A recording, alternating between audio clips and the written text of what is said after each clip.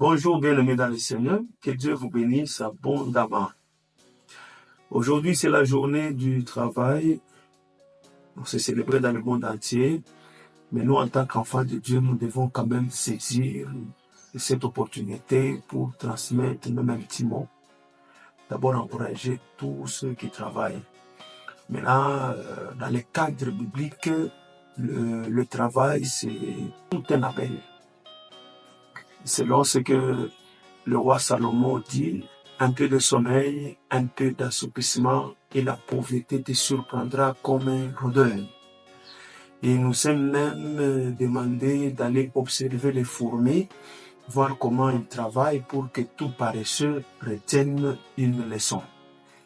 Qu'est-ce que j'ai compris par cette pensée ou cette sagesse du roi Salomon? C'est que chacun de nous peut être riche dans son domaine, si nous prenons la résolution de travailler. Il y a ceux qui sont appelés à être riches matériellement, ça demande aussi du travail. Il y a ceux qui sont appelés à être riches spirituellement, ça demande aussi du travail. Tu peux t'asseoir, même si tu as un don, sache que tu ne vas jamais t'épanouir. La pensée du travail, c'est la pensée qui doit nous animer chaque jour jusqu'à ce que nous allons mourir, car la Bible dit « cette terre n'est pas un lieu de repos ». Alors la pensée à retenir, c'est que chacun, dans son domaine, peut être riche. Si nous prenons la ferme résolution de nous mettre au travail à partir d'aujourd'hui. Travaillons.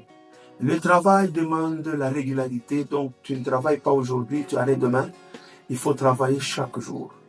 Le travail demande de la patience, parce que ce n'est pas aujourd'hui que tu auras le fruit de ton travail.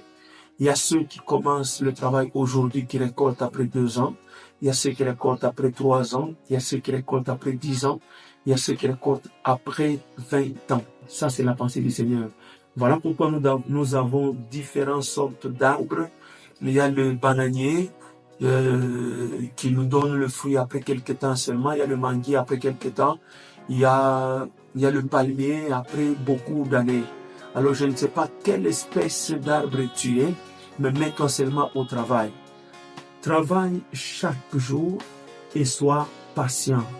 Dans ton domaine, tu peux t'enrichir et être bientôt une grande bénédiction et pour l'Église, et pour le Congo, et pour le monde tout entier. Que Dieu vous bénisse abondamment. Et bonne fête du travail. La fête du travail, c'est la fête des travailleurs. Là, c'est juste un mot pour vous inciter à encore travailler et à ne pas vous décourager. Que Dieu vous bénisse.